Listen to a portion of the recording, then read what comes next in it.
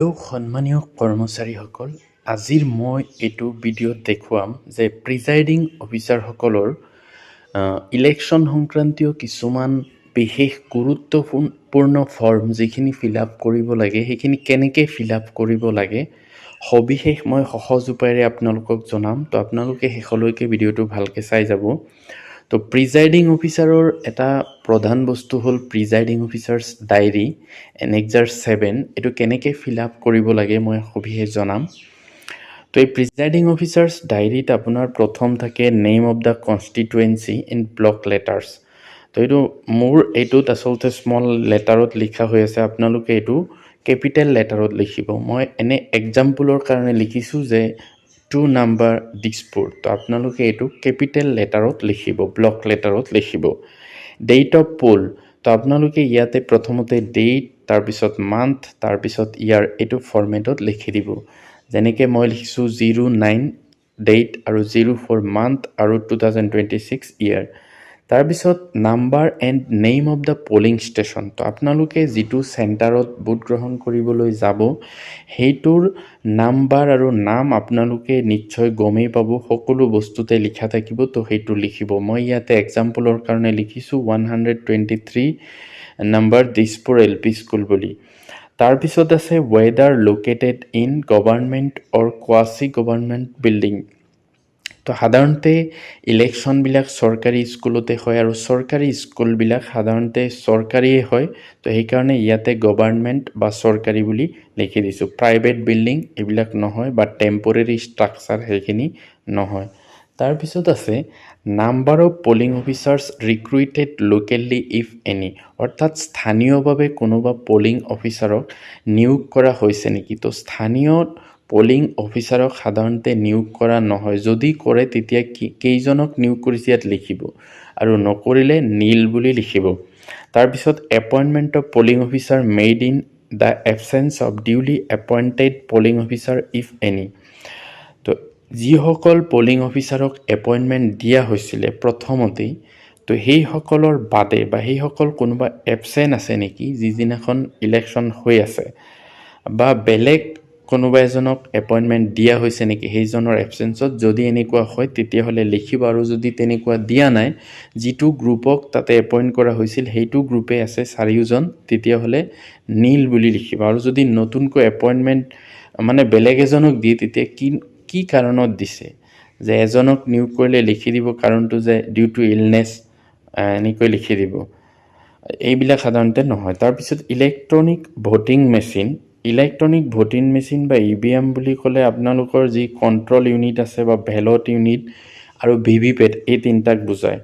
তো number of control units used, তো সাধাৰণতে কণ্ট্ৰল ইউনিট এটাই ব্যৱহাৰ কৰা হয়, সেইকাৰণে 1 বুলি লিখিব। তাৰপিছত serial number of control units used, তো আপোনালোকক যিটো কণ্ট্ৰল ইউনিট দিয়া থাকিব তাতে এড্ৰেছ টেগ থাকিব। এই এড্ৰেছ টেগত এই কণ্ট্ৰল ইউনিটৰ এটা চিৰিয়েল নাম্বাৰ থাকে, সেইটো ইয়াতে ধুনীয়াকৈ লিখি দিব। মই এক্সাম্পলৰ কাৰণে এনেকৈ লিখিছোঁ। তাৰপিছত বেলট ইউনিট। বেলট ইউনিট মানে যিটোত ভোট দিয়ে ভোটাৰসকলে, সেইটো কোৱা হয় বেলট ইউনিট।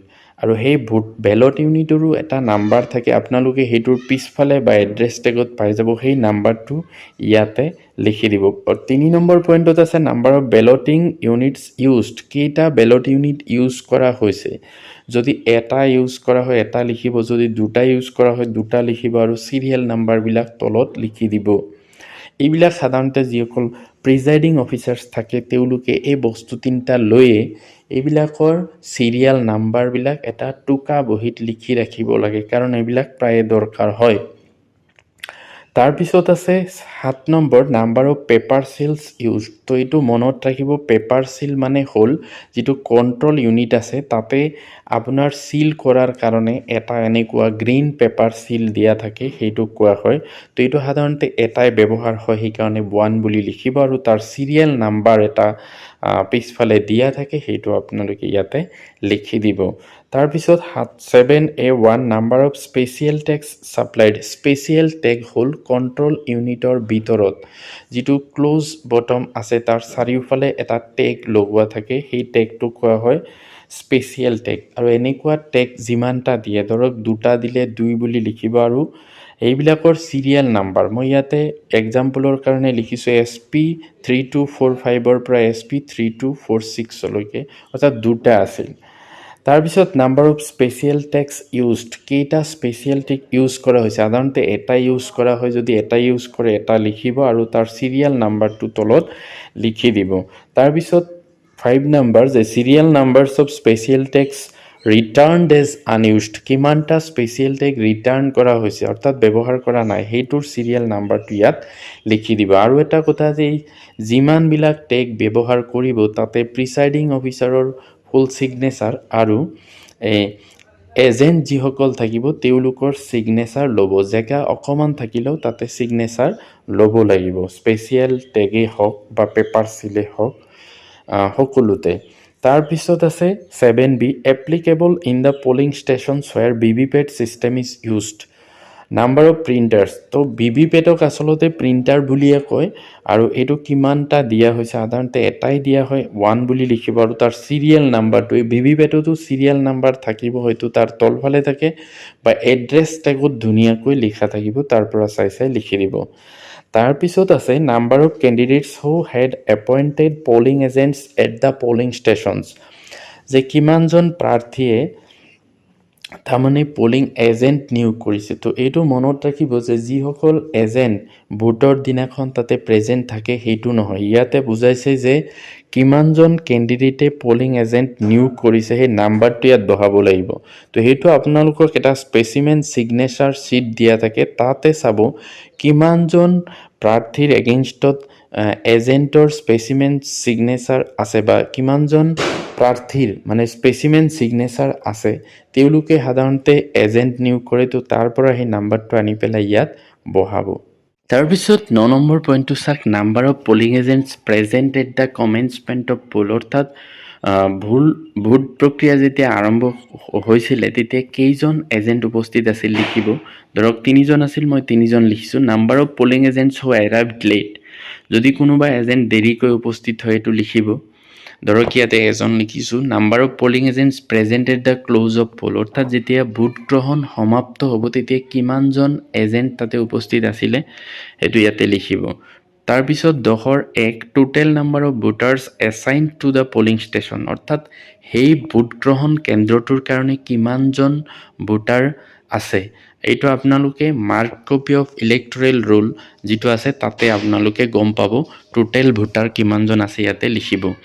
তাৰপিছত 10(2) নম্বৰ number of electors allowed to vote according to mark copy of the electoral roll, অৰ্থাৎ মাৰ্ক কপি অফ ইলেক্টৰেল ৰোলৰ মতে কিমানজনক ভোট দিব দিয়া হৈছিলে সেইটো আচলতে ফাৰ্ষ্ট পলিং অফিচাৰ যিজন থাকিব তেওঁৱেই জানিব। তেওঁৰ হাতত আচলতে এটা টেলিশ্বীট থাকিব মেইল আৰু ফিমেইল কাউণ্ট কৰা, তো টোটেল কৰিলেই গম পাব আৰু এইটো EVM-ৰ লগতো মিলাব।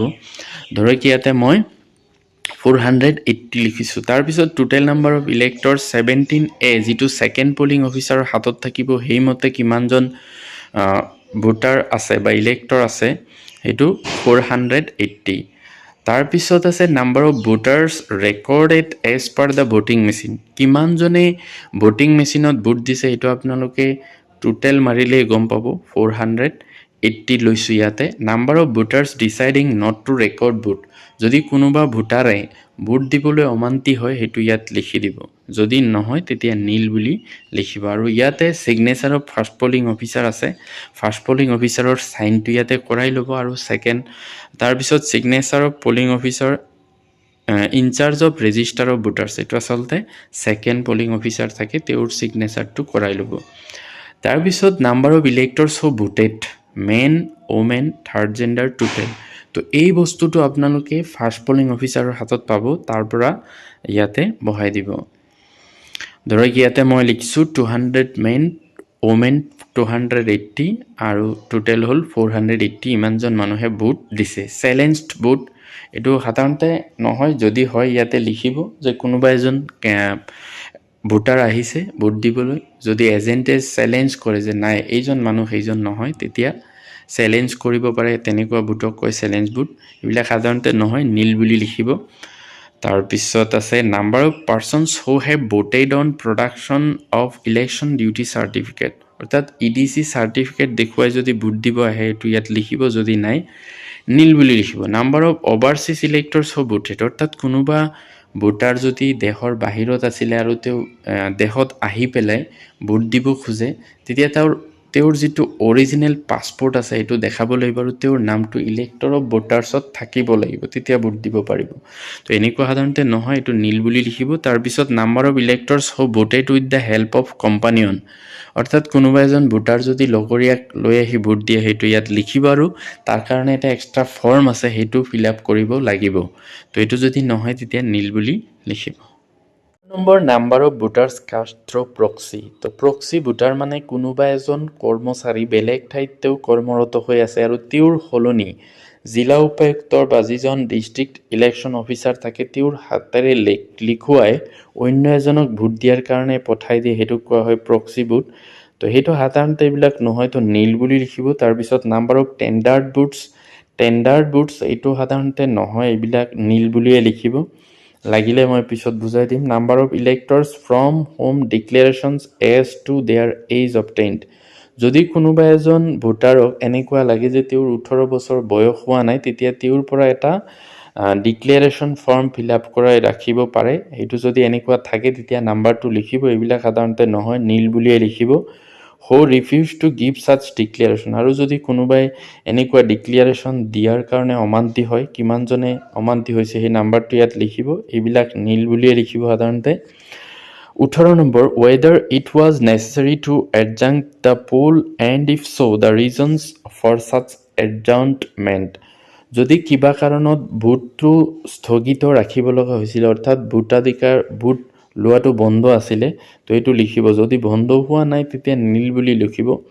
ধৰক যদি কিবা প্ৰাকৃতিক দুৰ্যোগ, যে বিশেষ ধুমুহা বতাহৰ কাৰণে মানে একদম বিৰাট অসুবিধা হৈছে, তেতিয়া হয়তো ইয়াত লিখি পেলাই কিমান মিনিটৰ কাৰণে বন্ধ হৈছিল এইটো লিখি ছাইডত লিখি দিব নেচাৰেল কেলামিটি। তাৰপিছত 19 এইটো বহুত ইম্পৰ্টেণ্ট, আৰু এইবাৰ যিটো অনলাইন এপ দিয়া হৈছে প্ৰিজাইডিং অফিচাৰসকলৰ AC নেট, তাতো এই ডাটাবিলাক দিব লাগিব। তো এইটো আপোনালোকে এটা নোট বহীত অলপ আগতেই টুকি ৰাখিব। এইটো চাওক যে number of votes cast in every 2 hours, অৰ্থাৎ প্ৰত্যেক 2 ঘণ্টাৰ মূৰে কিমান ভোট সংগ্ৰহ হৈছে এইটো লিখিব লাগিব। ফ্ৰম 7 AM to 9 AM, অৰ্থাৎ 7টা বজাৰ পৰা 9টা বজালৈ ধৰক 100টা ভোট হৈছে 100 লিখিব। 9টাৰ পৰা 11টালৈ, অৰ্থাৎ এই 7টাৰ পৰা 9টা যে সেইখিনি বাদ দি ল'ব টোটেলৰ পৰা। তাৰপিছত ধৰক 11টা বজালৈ 220টা হৈছে ভোটিং মেচিনত, তেতিয়া আপুনি 7টাৰ পৰা 9টালৈ যিহেতু 100 লিখিছিলে, 220ৰ পৰা 100 বিয়োগ কৰি 120 লিখিছে ইয়াতে। তাৰপিছত 11ৰ পৰা 1টালৈ 100 ভোট কাষ্ট হৈছে, তাৰপিছত 1টাৰ পৰা 3টা বজালৈ 100, আৰু যদি বেছি সময় থাকে ইয়াতে আচলতে 3ৰ পৰা 5টালৈ ধৰক 60টা ভোট হৈছে, মই 60 লিখিছোঁ, আৰু টোটেল এনেকৈ 480টা ভোট পুল হৈছে। তাৰপিছত 19B এইটো আচলতে আৰু যদি 5টাৰ পিছলৈ থাকে সেইটো ইয়াতে ভৰাই দিব, ইয়াতে নাই আচলতে বস্তুটো। তাৰপিছত 19B অপশ্যন কি আছে চাওক, যে ভিজিটৰ যদি কোনোবা আহে, ধৰক অবজাৰ্ভাৰ, DO, RO মানে ৰিটাৰ্ণিং অফিচাৰ, এনেকুৱা ARO, sector magistrate, zonal magistrate, patrolling magistrate, তেতিয়া তেওঁলোকৰ যিটো ডেজিগনেশ্যন আছে ইয়াতে লিখিব আৰু তেওঁৰ নামটো লিখিব, লিখি পেলাই কিমানটা বজাত ভিজিট কৰিছে এইটো লিখিব। আৰু তেওঁলোকে এইখিনি লিখিব যে ভোটাৰ যিটো প্ৰচেছ ভোটিংটো এইটো পিচফুল নে কিবা ঘটনা হৈছে এইটো লিখি দিব। আৰু সেই সময়লৈকে মানে যিজন ছেকেণ্ড পুলিং তেওঁৰ হাতত থকা 17 যিটো ৰেজিষ্টাৰ আছে তাতে কিমানটা ভোট হৈছে সেইটো লিখিব, আৰু EVMত কিমান আছে সেইটো লিখিব। এইখিনি লিখি থৈ যাব। তাৰপিছত 20 নম্বৰৰ এয়া কি আছে চাওক, number of slips issued at the closing hour of the poll to electors standing in the queue, অৰ্থাৎ 5টা বজালৈকে যদি লাষ্ট টাইম দিয়া থাকে, তাৰপিছত যিসকল মানে ভোটাৰ লাইনত থিয় হৈ থাকিব তেওঁলোকক আপোনালোকে কি কৰিব লাগিব, কুপন দিব লাগিব, আৰু কুপনবিলাক লাষ্টৰ ফালৰ পৰা দি আহিব, চিৰিয়েল 1 2 3 4 এনেকৈ। তো কিমানজন থিয় হৈ আছে সেই সংখ্যাটো ইয়াত লিখিব লাগিব। আৰু B নম্বৰ হ'ল time at which poll finally closed after the last such elector cast his her vote, আৰু যিজন একেবাৰে লাষ্ট ভোটাৰ থাকিব সেইজন ভোট দিয়াৰ পিছত কিমানটা বজাত ভোটটো বন্ধ কৰিছিলে সেই টাইমটো ইয়াত লিখিব। এনেই ধৰক নৰ্মেল টাইম 5 PM, কিন্তু যদি এনেকুৱা লাইন পাতে তেতিয়া হয়তো দেৰি হ'ব পাৰে, 6টা 7টা যিমান টাইম হয় এইটো ইয়াত লিখি দিব। এইটো আচলতে আপোনালোকে যেতিয়া ক্ল'জ কৰে তেতিয়া EVM বা কণ্ট্ৰল ইউনিটতো সেই টাইমটো থাকিব, সেইটো ইয়াতে বহাই দিব। তাৰপিছত 21 number electoral offences with details number of cases of, অৰ্থাৎ ভোট চলি থকা সময়ত যিবিলাক ঘটনা হৈছিলে তাৰ সবিশেষ ইয়াত দিব লাগিব। Canvassing within 100 metres of the polling station, অৰ্থাৎ যিটো পলিং ষ্টেচন আছে বা ভোট কেন্দ্ৰ তাৰ 100 মিটাৰৰ ভিতৰত কোনোবাই কিবা কেনভাছ কৰিছিল নেকি যে অমুকক ভোট দিয়ক, অমুকক ভোট দিয়ক, এনেকুৱা যদি হৈছিলে তেতিয়া সেইটো লিখিব, আৰু যদি হোৱা নাই নীল বুলি লিখিব। ইম্পাৰ্চনেশ্যন অফ ভোটাৰ্ছ, অৰ্থাৎ ভোটাৰসকলক কিবা প্ৰলোভন দিছিল নেকি যে মোক ভোট দিয়ক, পইচা দিম, এনেকুৱা কিবা যদি আছিলে তেতিয়া লিখিব, আৰু যদি নাই নীল বুলি লিখিব। fraudulent defacing, destroying or removal of the list of notice or other documents at the polling station, বা ভোট কেন্দ্ৰত কিবা অন্য ঘটনা হৈছিল নেকি যে ভোটিঙৰ যিবিলাক বস্তু আছে সেইবিলাক ধ্বংস কৰা, বা যিবিলাক নটিচ বাহিৰত আঁৰি থোৱা হৈছে সেইবিলাক ধ্বংস কৰিছিল, এনেকুৱা কিবা ঘটনা হ'লে লিখিব, নহ'লে নীল বুলি লিখিব। তাৰপিছত আছে ব্ৰাইবিং অফ ভোটাৰ্ছ, অৰ্থাৎ ভোটাৰক ঘুষ দিয়া হৈছিল নেকি, এনেকুৱা হ'লে লিখিব, আৰু যদি নাই নীল বুলি লিখিব। Intimidation of voters and other persons, অৰ্থাৎ ভোটাৰ আৰু আন ব্যক্তিক ভয় দেখুওৱা হৈছিল নেকি, যদি নাই নীল বুলি লিখিব। বুথ কেপচাৰিং, অৰ্থাৎ এই বুথখন দখল কৰি লোৱা হৈছিল নেকি, অৰ্থাৎ কোনোবা ভয় ভাবুকি দি যে মই ভোট কেন্দ্ৰটো দখল কৰিছোঁ, এতিয়া মোৰ কথামতে ভোট দিব লাগিব, এনেকুৱা যদি হৈছিল লিখিব, নহ'লে নীল বুলি লিখিব। এইবিলাক সাধাৰণতে নীল বুলিয়ে লিখা হয়। তাৰপিছত 22 নম্বৰ ৱাজ দ্য পোল ইণ্টাৰাপ্টেড অৰ অবষ্ট্ৰাক্টেড বাই, অৰ্থাৎ ভোটগ্ৰহণ বিঘ্নিত বা বাধাগ্ৰস্ত হৈছিল নেকি, ৰায়ট, দাংগা, কিবা কাজিয়াৰ কাৰণে, যদি হয় লিখিব, নহ'লে নীল। অপেন ভায়োলেন্স, খোলা হিংসা হৈছিল নেকি, নীল বুলি লিখিব। প্ৰাকৃতিক দুৰ্যোগ, নেচাৰেল কেলামিটি, অৰ্থাৎ প্ৰাকৃতিক দুৰ্যোগৰ কাৰণে বন্ধ হৈছিল নেকি ভোটগ্ৰহণ, যদি হয় লিখিব, নহ'লে নীল বুলি লিখিব। বুথ কেপচাৰিং, তো নীল বুলি লিখিব। ফেইলাৰ অফ ভোটিং মেচিন, অৰ্থাৎ ভোটিং মেচিন বিকল হৈছিল নেকি, যদি হয় লিখিব, নহ'লে নীল বুলি লিখিব। এনি আদাৰ কজ, অন্য কিবা কাৰণত যদি ভোটগ্ৰহণ স্থগিত হৈছিল লিখিব, নহ'লে নীল বুলি লিখিব। তাৰপিছত please give details of the above, যদি কোনোবা এটা হৈছিল তেতিয়া ডিটেইলছত লিখিব লাগিব। 23 নম্বৰ যে was the poll vitiated by any voting machine used at the polling station having been unlawfully taken out of the custody of the presiding officer, অৰ্থাৎ ভোটগ্ৰহণ কোনো ভোটিং মেচিনৰ বাবে অকাৰ্যকৰ হৈছিল নেকি যি প্ৰিচাইডিং অফিচাৰৰ হেফাজতৰ পৰা অবৈধভাৱে উলিয়াই লোৱা হৈছিল, নীল বুলি লিখিব, যদি নহয়। তাৰপিছত 2 নম্বৰ এক্সিডেণ্টেলি অৰ ইণ্টেনশ্যনেলি লষ্ট অৰ ডেষ্ট্ৰয়ড, বা অসাৱধানতাৰ কাৰণে বা ইচ্ছাকৃতভাৱে হেৰুৱা বা নষ্ট হৈছিল নেকি ভোটিং মেচিন, যদি নহয় নীল বুলি লিখিব। ডেমেজড অৰ টেম্পাৰ্ড উইথ, বা কিবা ডেমেজ হৈছিল নেকি, যদি বা ক্ষতিগ্ৰস্ত হৈছিল নেকি, যদি নহয় নীল বুলি লিখিব, আৰু ইয়াৰ উপযুক্ত কাৰণ দিব যদি কিবা কাৰণত এনেকুৱা হৈছিল। তাৰপিছত 24 নম্বৰ serious complaints if any made by the candidates agents, যদি কোনো গুৰুতৰ অভিযোগ উত্থাপন কৰিছিলে প্ৰাৰ্থী বা ভোটাৰ এজেণ্টসকলে, যদি হয় লিখিব, নহ'লে নীল বুলি লিখিব। Number of cases of breach of law or order, আইন শৃংখলা ভংগৰ ঘটনা সংঘটিত হৈছিল নেকি, যদি হৈছিল লিখিব, নহ'লে nil. Report of mistakes and irregularities committed if any at the polling station, ভোট কেন্দ্ৰত কোনো ভুল বা অনিয়মৰ প্ৰতিবেদন যদি আছে ইয়াত লিখিব। অৰ্থাৎ এইটো এটা বহুত ডাঙৰ বস্তু যে যদি কোনোবা প্ৰিজাইডিং অফিচাৰে কিবা বস্তু ভুলতে লিখা নাই কিন্তু চিল কৰি পেলাইছে, ধৰক পেপাৰ চিলত ছিগনেচাৰ কৰা নাই, বা এজেণ্টৰ চাইন লোৱা নাই, বা ভোটাৰৰ সময়ত এজেণ্টৰ চাইন লোৱা নাছিলে, যিকোনো ধৰণৰ ভুল আচলতে এই 26 নম্বৰ পইণ্টত আপোনালোকে লিখি দিব পাৰিব। যিহেতু ভুল হ'লে বহুতে এইটো ভাবি থাকে এইটো কেনেকৈ কি হ'ব, মানে চিন্তাত পৰে, তো তেতিয়া এই অপশ্যনটো আছে, আপোনালোকে ইয়াতে লিখি ক'ত ভুল কৰিছে সেইটো লিখি দিব।